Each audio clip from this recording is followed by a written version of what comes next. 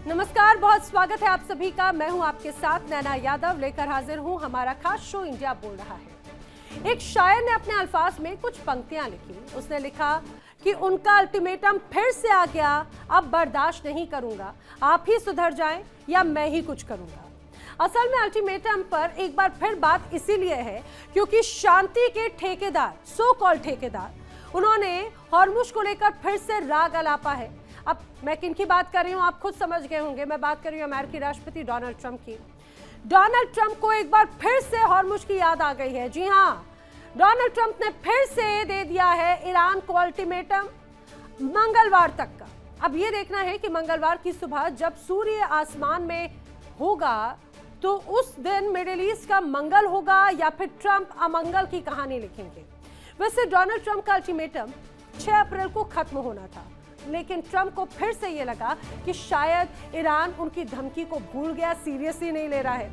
तो Donald Trump ने इस अल्टीमेटम को एक दिन और बढ़ा दिया, एक दिन की और मोहलत दे दी गई। ये फाइनल अल्टीमेटम है, ये कहा जा रहा है। हालांकि ये डोनाल्ड ट्रंप की तरफ से कहा जा रहा है, लेकिन ये असल में है भी या नहीं ये नहीं कहा जा सकता, क्योंकि अगर ट्रंप को अल्टीमेटम बाज कहे तो भी गलत नहीं होगा। 3 बार तो अल्टीमेटम देने के बाद में डोनाल्ड ट्रंप खुद ही बिफरते रहे। अब ट्रंप ने एक बार फिर से अल्टीमेटम दे दिया। ट्रंप के अनुसार मंगलवार का दिन पावर प्लांट और ब्रिज डे होगा, यानी ट्रंप ने धमकी के लहजे में ही अपना टारगेट भी बता दिया है। उधर तेहरान ने कहा है कि आप आइए, आपका स्वागत है, लेकिन अमेरिका के लिए तेहरान के पास में एक सरप्राइज है। ये बात भी एक तरह से ईरान की तरफ से कही गई।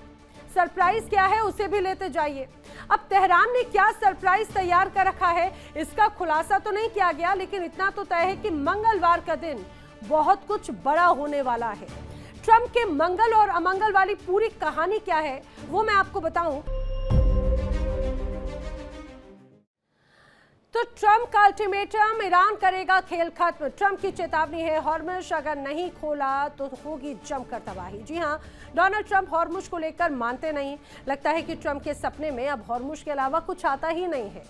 ट्रंप को हमेशा हॉर्मुज का ध्यान रहता है। कभी ट्रंप कहते हैं कि उनके हॉर्मुज से उन्हें कोई मतलब नहीं है, तो कभी वो कहते हैं कि भाई हॉर्मुज को हम एक झटके में खुलवा सकते हैं। डोनाल्ड ट्रंप ने अब एक पोस्ट किया और कहा है कि वो मंगलवार तक का अल्टीमेटम दे रहे हैं। मंगलवार को अगर हॉर्मुज नहीं खुला तो भाई बड़ा हमला हो जाएगा। तो क्या डोनाल्ड ट्रंप हमले की कहानी लिख चुके हैं और क्या ट्रंप मंगलवार को अमंगल करेंगे? आइए आपको बताते हैं डोनाल्ड ट्रंप ने पोस्ट करके आखिर धमकी क्या दी है। दरअसल मंगल को क्या मंगल होगा या मंगल होगा वो आपको बताएंगे। हॉर्मुज नहीं खोलने पर डोनाल्ड ट्रंप को एक तरह से कहा जाए कि अब उन्होंने मन बना लिया है, ईरान को बड़ी धमकी दी है। मंगल को मंगल या मंगल, हॉर्मुज नहीं खोलने पर ईरान को ट्रंप की धमकी है, बड़ी धमकी है। 7 अप्रैल को पावर प्लांट और ब्रिज तबाह कर दिए जाएंगे। उसका एक नमूना B1 ब्रिज के माध्यम से दिखा चुके हैं। मंगलवार का वक्त पावर प्लांट और पुलों पर अमेरिका और इजराइल के हमले बढ़ जाएंगे। डोनाल्ड ट्रंप ने पावर प्लांट डे और ब्रिज डे नाम दिया है एक तरह से, और ये स्पष्ट कहा है कि हॉर्मुज खोलो या अंजाम भुगतने के लिए तैयार रहो। डोनाल्ड ट्रंप ने पोस्ट में बाकायदा जिक्र किया है किस तरह से लगातार वो पोस्ट करते रहे हैं और अपशब्दों का इस्तेमाल किया है। डोनाल्ड ट्रंप का अल्टीमेटम खत्म होने में अब बस कुछ ही घंटों का वक्त है। 48 घंटे, ये कहा जाए काउंटडाउन शुरू हो चुका है। और ये काउंटडाउन, ये डेडलाइन नहीं है, बल्कि ग्लोबल पॉलिटिक्स के लिए बड़ी कयामत की घड़ी जैसा है। उधर डोनाल्ड ट्रंप के अल्टीमेटम की वजह से बाजार में डर का माहौल है। अब देखना यह है कि कल सूरज आखिर क्या लेकर आता है। ट्रंप का अल्टीमेटम मंगलवार को खत्म होगा। इसके पहले डोनाल्ड ट्रंप ने 6 अप्रैल तक का अल्टीमेटम दिया था, लेकिन अब उसे एक दिन का और बढ़ा दिया गया है। अब चलिए आपको यह भी बता देते हैं कि ट्रंप हॉर्मुज को लेकर आखिर कितनी धमकियां दे चुके हैं, कब किस रूप में धमका चुके हैं ईरान को। 22 मार्च को समझिए, हॉर्मुज खोलो नहीं तो पावर प्लांट तबाह हो जाएंगे। ये हाल ही में जिस तरह से उनकी तरफ से धमकी दी गई, 48 घंटे का अल्टीमेटम था। उसके अगले दिन 5 दिन का अल्टीमेटम, यानी कि 23 मार्च आते आते डोनाल्ड ट्रंप ने इस अल्टीमेटम को 5 दिन का कर दिया और ये कहा कि भाई ऊर्जा ठिकानों पर हमला किया, और उसके बाद में 5 दिन तक एक तरह से उसे सीज फायर के तौर पर देखा गया। उसके बाद में कुछ दिन के बाद में 3 दिन के बाद में डोनाल्ड ट्रंप ने 26 मार्च आते आते इस अल्टीमेटम को 10 दिन का कर दिया। पावर प्लांट पर हमले की बात कही गई और यही वजह है कि 10 दिनों के लिए एक तरह से रोक दिया गया, लेकिन वो 10 दिन पूरे हो रहे थे कल यानी कि 6 अप्रैल को। लेकिन इस 6 अप्रैल के साथ ही ये कहा जाए 1 दिन का अल्टीमेटम और बढ़ा दिया है डोनाल्ड ट्रंप ने। हालांकि इस धमकी के बाद में अब सबकी नजरें आने वाले मंगलवार पर टिकी हैं। असल में मंगलवार को आध्यात्म की दुनिया में अटूट साहस है, ऊर्जा, शुभ करने वाला समय एक तरह से मंगलवार को देखा जाता है। लेकिन इसी दिन डोनाल्ड ट्रंप अमंगल करने की फिराक में है। सख्त भरे लहजे और सनकी अंदाज में ट्रंप का कहना है कि अगर हॉर्मुज नहीं खुला तो भारी तबाही हो जाएगी। आखिर डोनाल्ड ट्रंप ने इस बार अपने अल्टीमेटम में क्या कुछ कहा है वो भी आपको जानना चाहिए। दरअसल डोनाल्ड ट्रंप अब सीधे सीधे ईरान को, IRGC को और ये कहा जाए मुस्तफा खामनाई को ललकार रहे हैं। डोनाल्ड ट्रंप की चेतावनी है, मंगलवार तक हॉर्मुज खोलो वरना तबाही के लिए तैयार रहो ईरान। तो ईरान का जवाब है अल्टीमेटम बेवकूफी वाला है और कुछ नहीं, यानी कि ईरान पर इस अल्टीमेटम का कोई फर्क ही नहीं पड़ रहा। इसके पहले भी तो 3 बार अल्टीमेटम दिया, लेकिन ईरान ने कहा इससे ये बेवकूफी वाला है। डोनाल्ड ट्रंप की चेतावनी क्या रही, हॉर्मुज अगर नहीं खुला तो ईरान में तबाही मचाएगी, ऐसी तबाही मचाई जाएगी इजराइल और अमेरिका के माध्यम से कि ईरान संभल भी नहीं पाएगा। तो ईरान क्या कह रहा है, हमले अगर बढ़े तो पूरे इलाके को हम नर्क बना देंगे। तो धमकियां तो दोनों ही तरफ से चल रही हैं। आप ये समझिए डोनाल्ड ट्रंप ने एक और चेतावनी दी, ईरान के जो ऊर्जा ठिकाने हैं वो अब निशाने पर होंगे, ऊर्जा ठिकाने भी पूरी तरह से ध्वस्त कर दिए जाएंगे। तो ईरान ने जवाब दिया अरब देशों में US बेस पर हमले और बढ़ा दिए जाएंगे। वैसे ही नाक में दम करके रखा है कतर, UAE, सऊदी अरब, हर जगह पर जहां जहां पर अमेरिका के एयर बेसिस थे वहां पर मिसाइल अटैक हुए।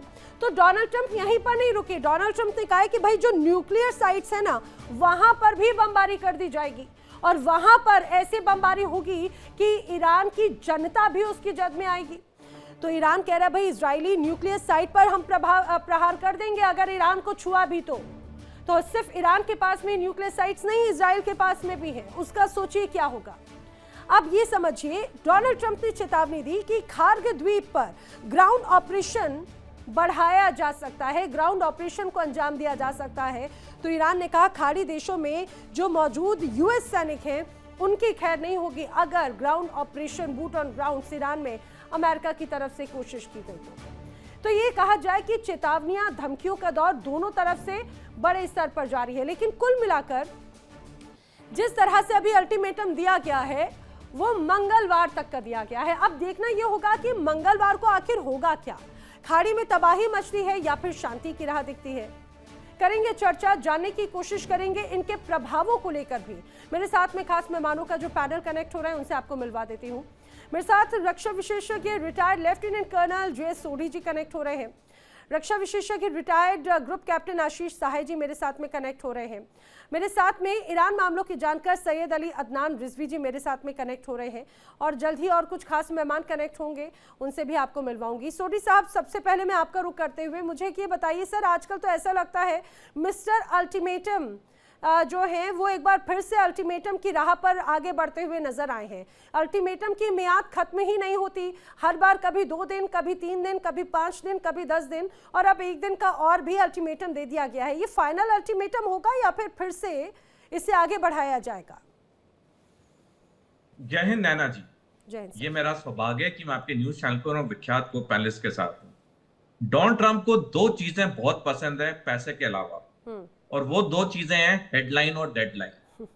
लेकिन चाहे हेडलाइन हो चाहे डेडलाइन हो, थोड़ी देर बाद वो दोनों वही फुस निकलते हैं, क्योंकि हेडलाइन में तो आ जाते हैं लेकिन जब थोड़ी देर बाद उनकी असलियत पता चलती है तो दुनिया हंसने लगती है। जब डेडलाइन देते हैं तो दुनिया को लगता है कुछ बड़ा होगा, लेकिन डेडलाइन निकल जाती है फिर दुनिया हंसने लगती है।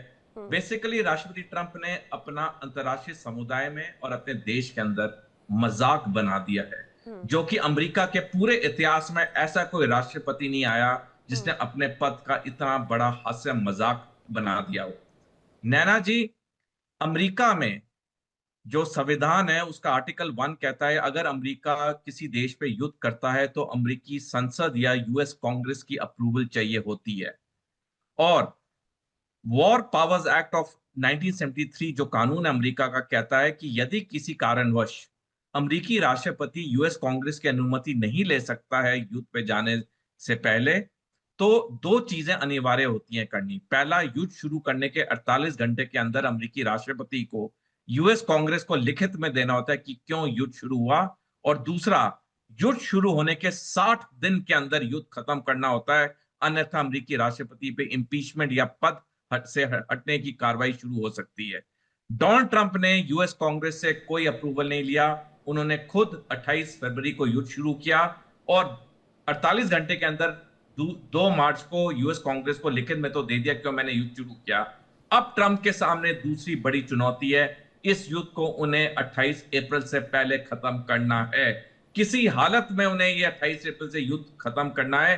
ईरान युद्ध खत्म करने के लिए बिल्कुल इंटरेस्टेड नहीं है, क्योंकि ईरान को पता है कि ईरान ये युद्ध जीत रहा है, और जितना लंबा ये युद्ध चलेगा उतनी अमेरिकी राष्ट्रपति ट्रंप के लिए निजी तौर पे बहुत मुसीबतें होंगी।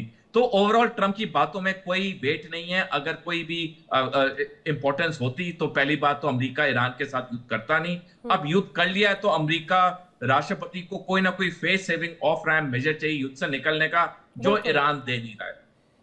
बिल्कुल सर, और यही वजह है कि देखिए फेस सेविंग, और अब तो ये है कि जिस तरह से चारों तरफ से वो घिरे हुए हैं वो रास्ता कहीं से कहीं तक दूर दूर तक नजर भी नहीं आ रहा है आशीष साहे जी। और इस बीच तो ये कहा जाए फेस सेविंग को लेकर एक और कंफ्यूजन क्रिएट कर दिया है। जिस तरह से अमेरिकी पायलट्स है उनको लेकर भी बड़ा विरोधाभास है। ईरान कह रहे हैं कि भाई हमारे पास में है अमेरिका और इजराइल। अब नेतन्याहू ने तो एक वीडियो तक जारी कर दिया, डोनाल्ड ट्रंप भी वाही एकदम तस्वीरें साझा करके कह रहे हैं, अलग अलग बातें कह रहे हैं कि भाई हम तो ईरान की धरती में घुसे, हमने अपने सैनिकों को एयरलिफ्ट किया, चुनौती देकर हम वापस भी आ गए और ईरान सिर्फ मुंह देखता रह गया और कुछ नहीं। ये भी प्रोपोगेंडा है क्या सर? नैना, पिछले पॉइंट का थोड़ा सप्लीमेंट कि या तो ट्रंप 28 अप्रैल तक खत्म करें इस स्पेशल ऑपरेशन कम वॉर को, और या फिर कांग्रेस से अप्रूवल ले लें अगर उसके बियॉन्ड जाता है तो एक वो सप्लीमेंट रह गया था। ये जो रेस्क्यू मिशन हुआ है ये अभी भी क्लियर नहीं है और बहुत ज्यादा फॉग में है, क्योंकि आज ईरान की तरफ से कुछ और वीडियोस जो जारी हुए हैं पिछले कुछ घंटों की बात करें ना, तो उसमें एक्चुअली आप देख सकते हैं कि C-130 की डेब्री टाइप का दिख रहा है। तो अमेरिका ने बहुत स्मार्टली आज के सुबह के घंटों में ये बोल दिया था कि हमारे 2 और कुछ जहाज वहां पे खराब हो गए थे तो हमने उनको डिस्ट्रॉय कर दिया। They are very clever people, वो अपना ट्रैक सेव करके चलते हैं। उन्हें पता था कि ये तो फोटोग्राफ सामने आएंगी, तो उन्होंने इस रेस्क्यू मिशन में उनके 2 और जहाज, जो इस second phase of rescue mission था जिसमें वो रियर कॉकपिट के वेपन सिस्टम ऑपरेटर को रेस्क्यू कर रहे थे और पायलट को शायद उसके 24 घंटे पहले रेस्क्यू कर लिया था बिकॉज ऑफ प्रिसाइज लोकेशन, ये वाला बंदा थोड़ी दूर था, तो उनके लिए दूसरा मिशन लॉन्च किया गया। उस दरमियान उनके 2 और जहाज जमींदोज हुए हैं। ईरान कह रहा है कि ये जहाज उसने खराब किए हैं, और जिस बुरी तरह से वो जहाज जले हुए हैं वो लग रहा है कि डेलिबरेट एक्ट है। हो सकता है कि अमेरिका, क्योंकि उनका ये रहा है सिस्टम, अबोटाबाद में भी अगर आप याद करें तो उनका एक ब्लैक हॉक टेक ऑफ करने के समय खराब हुआ था आफ्टर ओसामा जी, तो उसको उन्होंने तहस नहस कर दिया था ताकि वो किसी एनिमी के हाथ में उसकी इंजीनियरिंग ना पड़ जाए या उसके रिकॉर्डिंग्स ना पड़ जाए। लेकिन क्या रेस्क्यू सक्सेसफुल है, हमें वेट करना होगा ना, क्योंकि अभी तक इन्होंने तीनों, जो A-10 का पायलट और F-15 ईगल का pilot and weapon system operator, दोनों का कोई भी अता पता चेहरा न्यूज, हो सकता है कि कुछ ज्यादा उन्हें चोटें लगी हो। Ejection is a very very disturbing process, उसमें बैकबोन कंप्रेस होने के चांसेस नहीं। लेकिन क्या ये इतना इजी है जो नेतन्याहू या डोनाल्ड ट्रंप एक प्रोपोगेंडा क्रिएट कर रहे थे? उन्होंने कहा कि ईरान के पहाड़ियों के बीच में अमेरिका के सोल्जर्स उतरे और अपने जो सोल्जर्स हैं उनको एयरलिफ्ट किया, उनका रेस्क्यू किया। Is it possible? इतना इजी है क्या? नैना, इट इज वेरी पॉसिबल। अगर आप उस टोपोग्राफी को देखेंगी और इनके जितने भी वीडियोस आ रहे हैं ऑथेंटिक जियो लोकेशन वाले वीडियोस, तो वो जो टोपोग्राफी है वो पठारी है, एकदम खाली है, वहां सेना की टुकड़ियां या कोई सिटी, कोई घनी आबादी नहीं दिख रही है। वो आइडियल जोन है इस तरह के एक्सरसाइज के लिए, जहां पे 4-5 एयरक्राफ्ट लगातार ऊपर से ऑर्बिट करते हैं कॉम्बैट एयर पेट्रोल बोलते हैं, क्लोज एयर सपोर्ट इंटरडिक्शन, इस तरह की भाषाएं हैं जो लोगों को समझनी चाहिए आज की तारीख में। तो ऊपर से वो बम्बार्डमेंट करते हैं किसी भी टुकड़ी को इस लोकेशन के पास पहुंचने से रोकने के लिए। उसी के साथ उनके दूसरे लेयर के एयरक्राफ्ट नीचे आते हैं और उनसे या तो स्लेदरिंग करके स्पेशल फोर्सेस को जमीन पे उतारते हैं या हेलीकॉप्टर की लैंडिंग कराते हैं। कई केसेस में C-130 इस तरह के टेरेन पे लैंड कर सकता है। और ये जिस तरह की उनकी डैमेज फोटो दिख रही है, अगर कोई एयरक्राफ्ट है तो वहां लैंड करने की कोशिश की गई होगी। और उस दरमियान लगातार ऊपर से एरियल सुप्रीमेसी बरकरार रखी जाती है। पायलट को हेलीकॉप्टर में या किसी जहाज में रख के और वापस एक्सट्रैक्ट कर लिया जाता है। It is very possible in the kind of area जहां ये हुआ है ना। लेकिन वो 36 घंटे तक कैसे सर्वाइव किया था, क्योंकि उस दरमियान लोग वहां पे AK-47 और दूसरी बंदूकें लेके उसको खोज रहे थे। Very credible of that chap also, जिसने इतनी अच्छी ट्रेनिंग का अपना यूज किया है। That is one. एक मेजर पॉइंट जो नैना मैं इस समय कवर करना चाहूंगा, आज की जो भाषा ट्रंप ने यूज की है लेटेस्ट ट्रुथ सोशल में, as a very matured media house आपने ना उसे सुनाया ना उसे दिखाया, क्योंकि वो भाषा किसी भी राष्ट्रपति की भाषा नहीं है। किसी भी टीवी देखने वाले फैमिलीज के साथ टीवी देखने वाले परिवारों के सामने पेश की जाने वाली भाषा नहीं है। और मुझे ये कोई गुरेज नहीं है ये बोलने में कि ये भाषा का इस्तेमाल उनके द्वारा पिछले 37 दिनों में की गई या कई भाषाओं में से अगर जोड़कर चाहे तो अमेरिकी कांग्रेस अपने 25th अमेंडमेंट का सेक्शन 4 इस्तेमाल करके और राष्ट्रपति ट्रंप को अपदस्थ कर सकती है officially. It will not take much time. इसमें मेडिकल प्रूफ करने की जरूरत नहीं होगी कि उनकी मानसिकता कहीं हिली हुई है and he is not in proper state of mind. That is second. Third point, अच्छा आप कुछ कह रही थी नैना? नहीं, मैं बस वही सर यही बात कह रही थी कि जो उनकी भाषा है वो अपने आप में बहुत ही ज्यादा हैरान भी कर देती है। हालांकि मुझे लगता है इसमें अतिशयोक्ति है या हैरान हम उन्हें होने की जरूरत ऐसी नजर नहीं आती, क्योंकि शायद यही उनकी एक तरह से शैली और परिपाटी है। बात पूरी कीजिएगा सर, फिर मैं रिजवी जी। बहुत ही अनबिकमिंग कंडक्ट, और this goes on to probably partly prove कि उनके एप्स्टीन टाइप के कंडक्ट्स पहले रहे होंगे, जिस तरह की लाइफस्टाइल की चर्चा की जा रही थी, और वहां से वो ग्रेजुएट नहीं कर पाए। He is not matured, he is still a delinquent, I can use those words. तो एनीवेज, वो अभी आज जो दूसरी चीजें जो बहुत डिस्टर्बिंग हो रही है वो ये है कि जो ट्रंप ने डेडलाइन दी थी 6 अप्रैल की, जो अब उन्होंने ट्यूसडे कर दिया है, उनका वो कैलकुलेशन एरर होगा, उसके दरमियान भी उन हमलों को जारी रखा गया। जैसे इन्होंने अभी भी उनका जो मेन इलेक्ट्रिक पावर प्लांट है, न्यूक्लियर इलेक्ट्रिक पावर प्लांट बुशेयर वाला, उसके पास 4 हमले किए हैं। तो सिर्फ प्लांट को नहीं मारा, बट उसके अगल बगल हमले किए हैं, जिसके जवाब में ईरान ने अबू धाबी में, सऊदीया में, कुवैत में काफी हमले किए हैं, और अब डिसैलिनेशन प्लांट्स पे हमले शुरू हो गए। हाँ, और सर ये तो मुझे लग रहा है कि ये जो पूरे युद्ध का जो हिस्सा है वो एक अलग मोड़ लेता हुआ नजर आ रहा है। मैं दोबारा इस पर ही एक बार आऊं, लेकिन रिजवी साहब अब अल्टीमेटम की बात कही गई है, ये कहा जाए 48 घंटों का अल्टीमेटम है, और डोनाल्ड ट्रंप कह रहे हैं कि भाई अब ये जो मंगलवार होगा वो पावर प्लांट डे और ब्रिज डे के तौर पर होगा, जिसकी एक बड़ी तस्वीर B1 ब्रिज पर हमले के साथ में कर दी गई है। तो क्या ये युद्ध खत्म होने की जगह और भी ज्यादा एस्केलेट होता हुआ नजर आ रहा है क्या? जी नैना जी, बहुत शुक्रिया आपका। आपको और सारे पैनलिस्ट को सलाम अर्ज है। मैं इसी बात से अपनी शुरुआत करूंगा। 2 बात मैं कहना चाहूंगा। सबसे पहले तो जिस भाषा के बारे में ट्रंप के हम लोग अभी एक इशारा कर रहे थे, यही कह देना काफी है कि एप्स्टीन गैंग वालों से इसी किस्म की भाषा की उम्मीद की जा सकती है, और इसी तरह के वॉर क्राइम्स की भी उम्मीद की जा सकती है। जी, मुझे लग रहा है रिजवी साहब से मेरा संपर्क जो है वो थोड़ा डिस्टर्ब हो रहा है, मैं दोबारा कनेक्ट करूंगी। लेकिन जो भी हालात है, अपने दर्शकों को हम ये भी बताते चले कि धमकियां तो दोनों तरफ से बड़े स्तर पर एक तरह से दिए जा रखे हैं। डोनाल्ड ट्रंप ने ये कहा है कि भाई अब अगर मंगलवार तक हॉर्मुज नहीं खोला जाता है तो उसका परिणाम अच्छा नहीं होगा। रिजवी साहब, अगर आप मेरी बात सुन रहे हो तो जवाब पूरा दीजिएगा। जी, आ रही आपकी आवाज आ रही है जी। तो मैं वही कह रहा था कि एप्स्टीन गैंग वालों से ऐसी भाषा की उम्मीद। दूसरी बात ये कि आप देखें, वो 2 अपने रेस्क्यू के लिए उन्होंने इतना बड़ा अपना नुकसान किया है कि 2 एयरक्राफ्ट और 2 जो है अपने हेलीकॉप्टर उन्होंने तबाह कर लिया और एक F-15। उसके बाद भी इस बात का दावा है कि हम अपने 2 रेस्क्यू करने के बाद हम सुप्रीमेसी मेरी बाकी हम सुपर पावर हैं। यानी इतना नुकसान करने के बाद आप पिछले 48 घंटे का जो आगे का टाइम उसको अगर छोड़ दिया जाए, पिछले 48 घंटे का देखा जाए जितना नुकसान इस वक्त अमेरिका का हुआ है, पिछले 50 साल की हिस्ट्री में इतना नुकसान आज तक अमेरिका का नहीं हुआ था। तो अगर इसको सुप्रीमेसी कहते हैं तो मुबारक हो इस सुप्रीमेसी को।